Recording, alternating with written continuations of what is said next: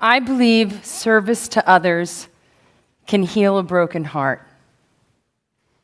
In 2006, I had a pretty close to perfect life. I had 3 healthy children. I lived in a great house. It was warm, great dinners, lots of family and friends. There were some robust arguments, a couple of dirty dogs. But it was a great place to live, and a beautiful, wonderful husband. I started dating my husband in my 20s. We couldn't have been more different. He was raised in a privileged home outside of DC, the son of a wealthy Jewish developer. I, on the other hand, was every Jewish mother's nightmare. I was a single mom, I was Catholic, and I happened to work for their company. Needless to say, we put all our differences aside, we fell in love, and we got married. And it was bliss. It was a great life. On December 14th, 2006, I received one of 3 phone calls that would alter my life, would change my life forever. And it started by our attorney calling.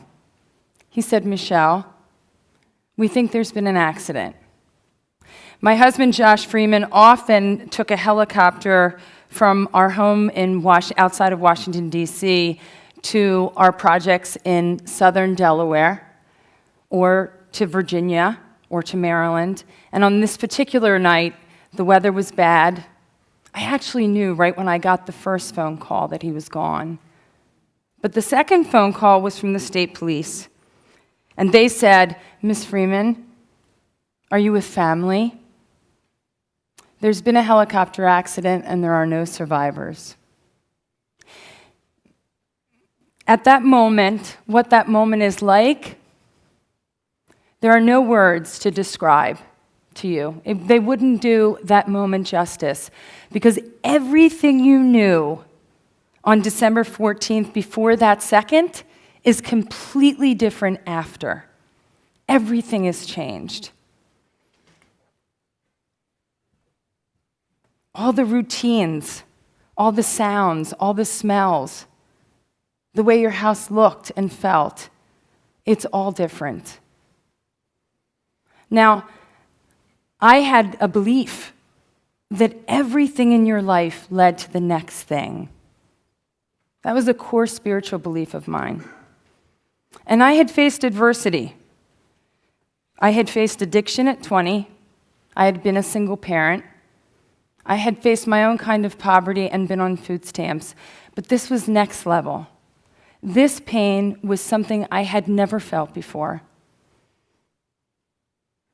I knew deep inside of myself that it would challenge everything I believed about who Michelle Freeman was, and it would challenge everything I thought about my relationship to God.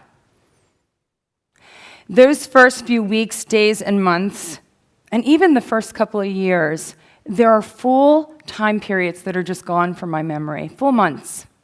But what I do remember very clearly is that every morning I would wake up and I kind of would have to reteach myself that this was my new reality. And I would face this question, who am I going to be today? Am I going to be a victim, or am I going to be a captain? A victim or a captain. And some mornings I would get in my shower, and the only thing I could do would be to crawl, to kind of get dressed, to be able to care for my children with the help of family and friends. I had a 2-year-old, a 4-year-old, and a 15-year-old that were relying on me. I had to be there for them. Those first few months, and even into that first year, the pain is deep in your gut. It's a sorrow that I've never felt before. It comes up much like the feeling you get when you're going to be sick. It's a force that way. And there were many times when it would come up and come out like a scream. And one of the things I was certain of is that if I didn't put that energy, that force, into something, it would consume me. In the very darkest times after Josh died, I heard one person's voice very clearly, my mother-in-law, Virginia Freeman.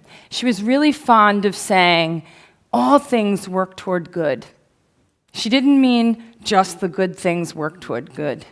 She meant all things work toward good, including the really hard things. Which started a question in my mind. What if I could take what has happened to me and turn it around? What if I could take the energy and sadness and make something happen for someone else? Now, my husband, Josh Freeman, he loved the arts. He was raised in the Kennedy Center. My father-in-law served on the board. He loved any kind of live music he could find. He was the first one to buy a ticket and the first one to invite you to come with him. And this was a part of our life. You'd walk into our home and you'd hear Pavarotti or Springsteen. And so I knew that something I could create would be around the arts. In southern Delaware, which is located, east of Washington, D.C., and just south of Philadelphia, there were no theaters. If you were growing up there, you were basically driving 2 or 3 hours to get to a symphony, see a play. And so not only were the adults not having that cultural experience of the arts, but neither were the children. And so I thought to myself, what if I could start something where a family just like mine could have an experience together, could share a night of theater? What if kids would be able to hear the symphony or see a play and not have to get on a bus and travel up 95? And so out of those thoughts, the first version of the Joshua M. Freeman Foundation and the Freeman Stage was born. And in those beginning days, I did everything. We all did everything. I made coffee. I put away chairs. And there was some semblance of the physical part of it and the actual mental part of it that worked.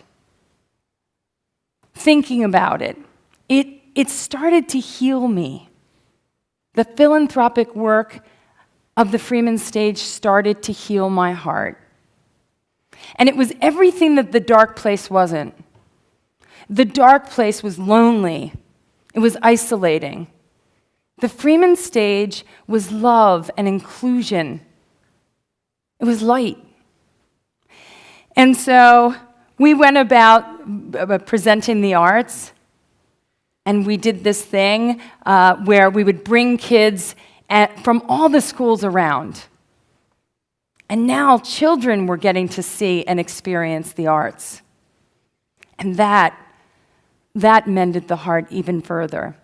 It occurred to me that this wasn't the first time I had seen this in work in my life. When you walk into a 12-step program to clean up your life from addiction, you'll meet an old-timer and you're the new-timer. And they'll look at you and say, you're going to show up on Tuesday night and you're going to put away chairs or put down chairs and you're going to make coffee and you're going to serve others. And you're indignant as a newcomer. You're beaten. The disease has ravaged you. And you think to yourself, what? Why would I serve others? And the old-timer says, you'll do it, and you'll understand why. Now, 30 years later, in my own sobriety, I look back, and I understand the grace in making a pot of coffee. I understand that newcomer, when making the pot of coffee, feels care, is responsible, is something larger, involved in something larger than themselves. They start to care about life again.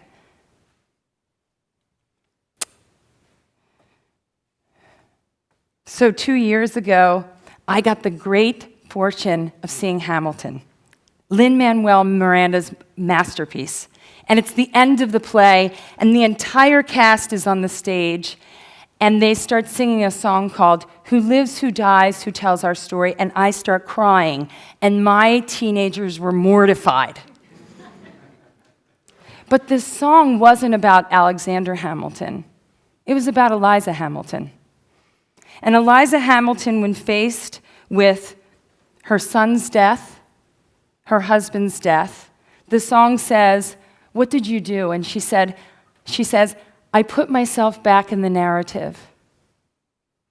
I put myself back in the narrative." She went on to start the first orphanage, private orphanage in New York City, which still stands today. And then she raised funds for the Washington Monument. And then she fights racism, which is unheard of in her time. She turns her pain into power and purpose for the good of others. In 2014, when I thought I absolutely could not find love again in my life, it's 8 years after my husband has died,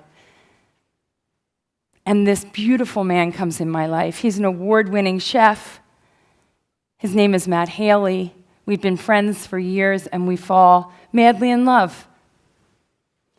And he has on his bucket list that he's going to drive through India and on the back of a motorcycle.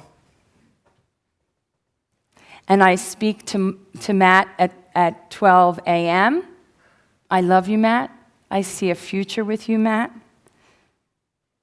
And at 6 a.m., I received the third worst phone call in my life. Michelle, there's been an accident. And then a few days later, Matt died. Once again, service was the thing I turned to. Because I can tell you at that point, all I really wanted to do was die. I had nothing left. I called out to God and said, "What's my purpose? Why am I here?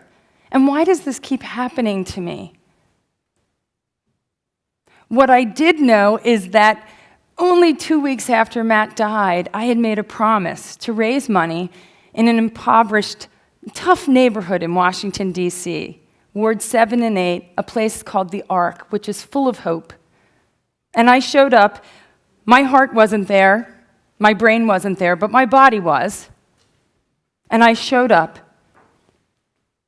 And I got back to the service that had saved me once before.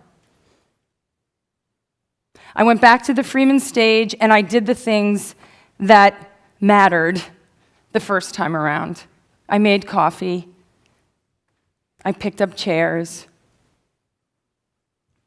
It occurs to me that as human beings, if we can take the very time that we're the most needy, that we feel like we need to be taken care of, and become givers, if we can look at our sorrow and pain and turn that into purpose, it's transforming. It's magical. And it frees you. You can even find in that space the ability to become grateful for the very thing that has caused you pain. Just recently, I was in New York City, and I visited the memorial, the 9/11 memorial. And my guide, Fred, who was fantastic, asked for him if you ever go to the 9/11 memorial, pointed out a person's name on the memorial, Stephen Gerard Siller. He was a New York City fireman who was in one of the boroughs when the first plane hit the first tower. He went home. He had just served a 12-hour shift. He went home. He got 75 pounds of gear on his back and tried to make it back into Manhattan where all his brothers and firefighters were. The battery tunnel was closed, and so he ran. He ran through the battery tunnel with 75 pounds of gear on his back, and he died in the second tower. Now, anybody under those unspeakable tragedy, on that unspeakable tragedy, that family had every right to do absolutely nothing. But they didn't. They started a foundation in his name which runs that same race every year through the Battery Tunnel and runs races in 50 cities and 3 countries around the world. They've granted over $25 million to our veterans who need accommodations in their houses. They've taken care of hurricane victims, and they pay for first responders' children.